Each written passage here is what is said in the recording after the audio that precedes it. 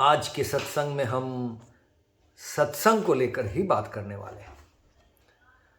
सत्संग में सत्संग की बातें कैसे मज़ेदार चीज़ हो गई देखिए। तो सत्संग की ज़रूरत क्या है? जब हम साधना कर रहे हैं, साधना पद्धति में सत्संग एक अहम भूमिका, एक बहुत ही इम्पोर्टेंट गुरुत्व वाला भूमिका ये अदा करती है। सत्संग साधना पद्धति में सत्संग जो भूमिका अदा करती है, उसको समझाने के लिए आज मुझे एक रेफरेंस यानी किसी और का बहुत ही एक अच्छा, ज़रूरी, गहरा काम को आपके सामने लेके आना पड़ेगा। और वो काम है, ये देखिए, एसेंशियल स्पिरिचुअलिटी। इसको लिखे हैं, जिस सज्जन ने इसको लिखा है उनका नाम है रॉजर वॉल्श। आप देख रहे हैं पीएचडी वगैरह ये सब है। तो ये रॉजर वॉल्श के संबंध में आप लोगों को कुछ बताता हूँ। इनसे काफ़ी साल पहले इनसे परिचित होने का बहुत ही सौभाग्य मुझे हुआ और इनके साथ मिलकर हम लोग काम किए थे। तो इनकी इतिहास ये है रॉजर वॉल्श की कि वो ऑस्ट्रेलिया में पले हैं और काफ़ी दिन तक ऑस्ट्रेलिया में थे। जहाँ पर थे वहाँ पर वो कहते हैं कि अपने बचपन में वो बहुत धर्म वर्म से बहुत दूर थे, धर्म की बातों से बहुत दूर रहते थे। वो बहुत प्रभावित थे, पढ़े लिखे थे और बहुत प्रभावित थे साइंस वगैरह से। तो बाद में जब वो साइंस के क्षेत्र में काफ़ी नाम किए, काफ़ी सारे क्षेत्र में वो पढ़ाई किए, उसके बाद वो अमेरिका में चले गए ऑस्ट्रेलिया से और आगे बढ़ने के लिए, वहाँ और रिसर्च के साथ वो युक्त हो गए। न्यूरोसाइंस, साइकियाट्री, फिजियोलॉजी वगैरह वगैरह ऐसे अलग अलग चीज़ों को लेकर उन्होंने पीएचडी वगैरह किए, बहुत पढ़ाई लिखाई किया। तो उनका एक और विशेषत्व ये है समझने वाली बात कि Guinness book of world record में उनका नाम है। किस चीज़ के लिए नाम है? जो एक ही साथ सबसे ज़्यादा जो डिगबाजी बोलते हैं, मतलब समरसॉल्ट खाना, जो गोला करके अपने आप को डिगबाजी हम लोग बंगला में बोलते हैं या अंग्रेजी में समरसॉल्ट बोला जाता है। ये इसका उनका रिकॉर्ड था, वर्ल्ड रिकॉर्ड था। एक ही साथ सबसे ज़्यादा नंबर वो समरसॉल्ट किए थे। तो पता नहीं अभी तक उनका ये रिकॉर्ड कायम है कि नहीं, पूछना पड़ेगा, देखना पड़ेगा। आप लोग देख सकते हैं, लेकिन एक समय उनका ये रिकॉर्ड था। तो वही इंसान, वही सज्जन आगे चलकर जब उन्होंने साइंस और फिजियोलॉजी, मेडिसिन, न्यूरोसाइंस ये सब में बहुत शोध किया, उसके बाद उनका इंटरेस्ट आ गया ध्यान या मेडिटेशन के क्षेत्र में, क्योंकि उसमें से वो देखे कि मन के बारे में बहुत कुछ पता चल रहा है। तो उसके बाद बहुत साल बिता दिए ये मेडिटेशन के जो अलग अलग टेक्निक्स थे, अलग अलग कौशल थे, ये सबको समझने के लिए इनका क्या फ़ायदा है, नहीं है। और उसके बाद उसके ज़रिए उनको परिचय हुआ अलग अलग धर्मों के साथ, क्योंकि बहुत सारे ये जो ध्यान की जो साधना है वो धर्म के साथ भी जुड़ा हुआ होता था। एक ही धर्म नहीं, अलग अलग धर्म के साथ, वो बुद्धिस्ट धर्म हो, हिंदू धर्म हो या जो भी धर्म अलग अलग हो। शुरुआत में तो वो ये जो एशिया में ये सब जो धर्म प्रमुख है इनके साथ ज़्यादा जुड़े, क्योंकि ध्यान इसी में ज़्यादा इनको प्रभावशाली, ध्यान का जो साधना है वो ज़्यादा इसी में प्रभाव था, तो इनके साथ जुड़े। उसके बाद धीरे धीरे देखे कि नहीं, क्रिश्चियनिटी में भी कॉन्टेम्पलेटिव क्रिश्चियनिटी है, उसमें भी ध्यान की जिक्र है, इस्लाम में भी है, हर धर्म में है।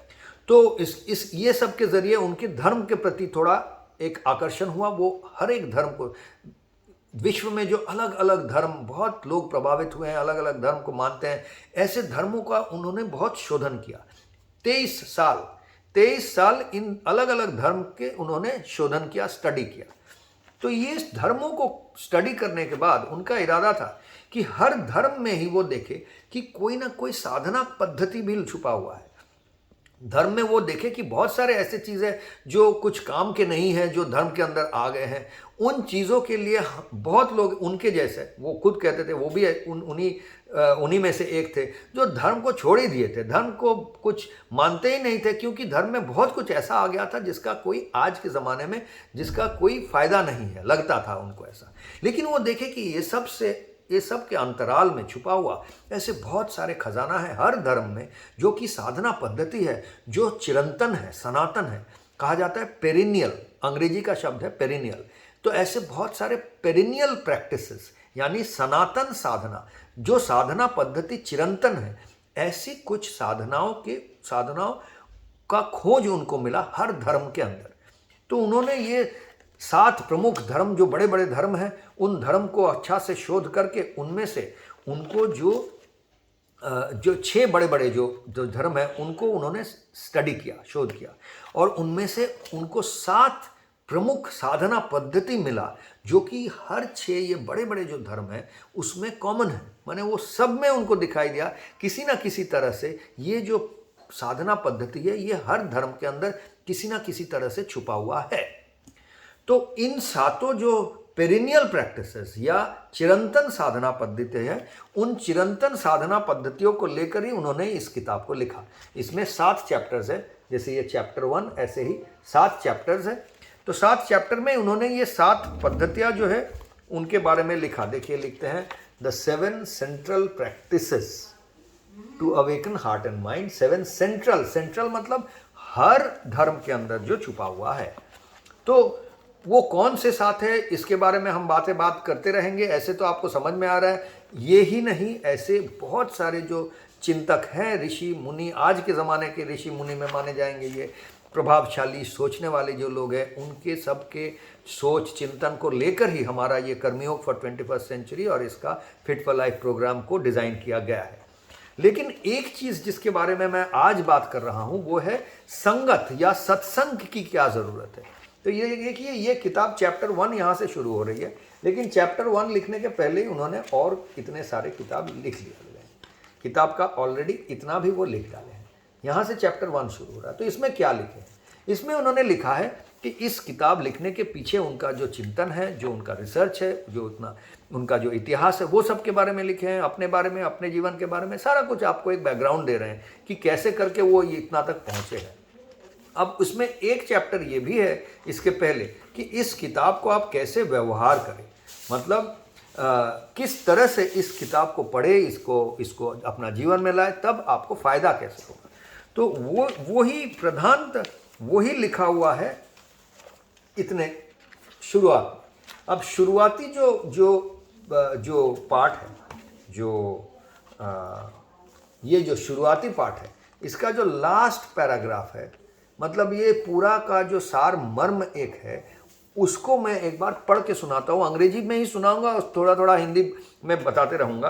देखिए लिखते हैं, ideally that discipline will be accomplished by a spiritual community, a group of like minded people similarly dedicated to transpersonal growth. यानी कि वो कह रहे हैं कि ये सारी जो चीज़ यहाँ पर वो लिख रहे हैं, ये सारी चीज़ फ़ायदा तब मिलेगा जबकि आप एक कम्युनिटी यानी एक ग्रुप, एक संघ के साथ जुड़ सकते हैं।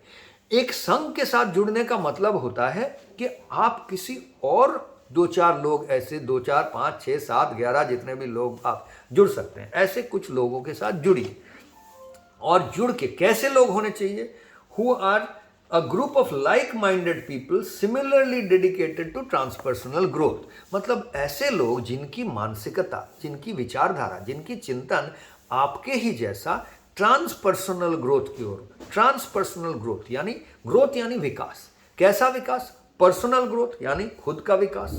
ये जो खुद का जो एक संकीर्ण में अपने आप को हम संकीर्ण तरह से जो देखते हैं, उसका विकास, ये भी ज़रूरी है, पर्सनल ग्रोथ। लेकिन ट्रांसपर्सनल, ये प्री ट्रांस का कॉन्सेप्ट में का विषय जो है पहले समझाया हूँ, उसमें आप देख ले सकते हैं। तो ये ट्रांस मतलब खुद से आगे बढ़ते हुए, खुद से आगे चलते हुए भी ट्रांसपर्सनल मतलब समूहों की, अपने आपके आगे निकल के जो विकास है, ऐसे विकास में जिनका इंटरेस्ट हो, जिनका इच्छा हो, जिनका विचार हो, ऐसी कुछ लोग साथ मिलकर आप सत्संग करें, और मतलब एक साथ मिलकर संगत करें और एक साथ साधना में लगे।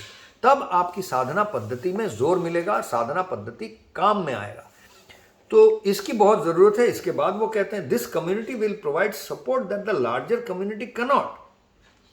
मतलब आप तो आपके आजू बाजू में, आपके अगल बगल ऐसे संगत है, जैसे कि आपके परिवार है, आपका मोहल्ला है, आपका गांव है या शहर है, आपका ऑफिस है, आपके कॉलीग्स हैं, आपके दोस्त हैं, आपके जो राज्य है, देश है, ऐसे अलग अलग बड़ा कम्युनिटी है। लेकिन ये कह रहे हैं, ये वो कम्युनिटी का अपना भी बहुत अहमियत है, लेकिन वो शायद उतना सपोर्ट नहीं कर पाए जितना कि आपका ये एक छोटा कम्युनिटी, छोटा एक संघ जो ट्रांसपर्सनल ग्रोथ यानी संकीर्ण खुद से बाहर निकल के विकास में जिनका इंटरेस्ट हो और जो एक साथ मिलकर आप साधना कर रहे हैं। तो ये आपके सत्संगी हो गए। साधना में आपके संगत दे रहे हैं, कुछ लोग मिलकर कर रहे हैं, ये आपके सत्संगी हो गए। और फिर वो कहते हैं this community will provide it and ideally will include one or more advanced practitioners who can act as guides or teachers. यानी इस संगत के अंदर आपकी जो सत्संगी जो आपके ग्रुप बनाए 2, 10, 11, 7 जितना कभी, बहुत बड़ा नहीं, छोटा ग्रुप होना अच्छा है। इस ग्रुप के अंदर 1 या 2 या एकाधिक ऐसे लोग रहें जो एडवांस प्रैक्टिशनर यानी कि जो सीनियर साधक है, काफ़ी दिन से जो वरिष्ठ साधक है, काफ़ी दिन से जिनका साधना कायम है। आप अगर अभी शुरुआत कर रहे हैं तो आपको ऐसे लोगों को के साथ जुड़ना चाहिए जो पिछले 10 साल से, 15 साल से, 7 साल से, 8 साल से, 70 साल से, 700 साल से ये साधना में जुड़े हुए हैं। ऐसे लोगों को ढूंढ के उनके साथ आप जुड़िए और उनको अपना गाइड या टीचर या आपको राह दिखाने वाले मार्गदर्शक के रूप में आपके संघ के अंदर रखिए। तो यही इसी तरह से हम भी इसको डिज़ाइन किए हैं और इसी तरह से हम कहते हैं कि इसको अब हम सबको करना चाहिए। आज तो टेक्नोलॉजी के ज़रिए ये जो संगत है ये कहीं से भी, हम एक रूम के अंदर होना है ऐसा कोई ज़रूरी नहीं है, कहीं से भी हम जुड़ सकते हैं। अच्छा, अगर ऐसा हो गया कि हज़ारों, लाखों, करोड़ों लोग जुड़ रहे हैं तो भी इसके अंदर ज़रूरी है जो साधना कर रहे हैं ये छोटे छोटे ग्रुप में 10, 11, सबसे ज़्यादा 11 से ज़्यादा मैं नहीं कहूँगा, 11 लोगों के 7 जन हो तो 7 जन मिलकर एक साथ मिलकर कीजिए। आप इंटरनेट के ज़रिए तो बड़े ग्रुप के साथ जुड़ रहे हैं, लेकिन 6-7 जन एक साथ एक ही रूम में हो सके तो कीजिए, अपने बीच में डिस्कशन कीजिए। ये आपका संगत हो गया। और इसी को यही कहता हूँ सत्संग का, ये जो हम आखिर में ये सत्संग करते हैं, ये सत्संग का अहमियत यही है। इसको करने से तभी फ़ायदा मिलेगा। मतलब एक दूसरे को मोटिवेट करते रहेंगे, एक दूसरे से सीखेंगे, जानेंगे, ये बहुत ज़रूरी है। और हर धर्म में इसका जिक्र किया गया है और हर धर्म इसको व्यवहार करता है, इस कौशल को व्यवहार, सत्संग की कौशल को व्यवहार करता है। तो इसलिए सत्संगी ढूंढिए, सत्संगी बनिए और एक साथ संगत में मिलकर सही काम कीजिए। सतमंगलमय सुंदर को आप कायम कीजिए अपने जीवन में, औरों के जीवन में। तभी हमारा कर्मयोग फॉर 21st सेंचुरी और फिट फॉर लाइफ प्रोग्राम सफल हो पाएगा। तो आज के लिए इतना ही। नमस्कार।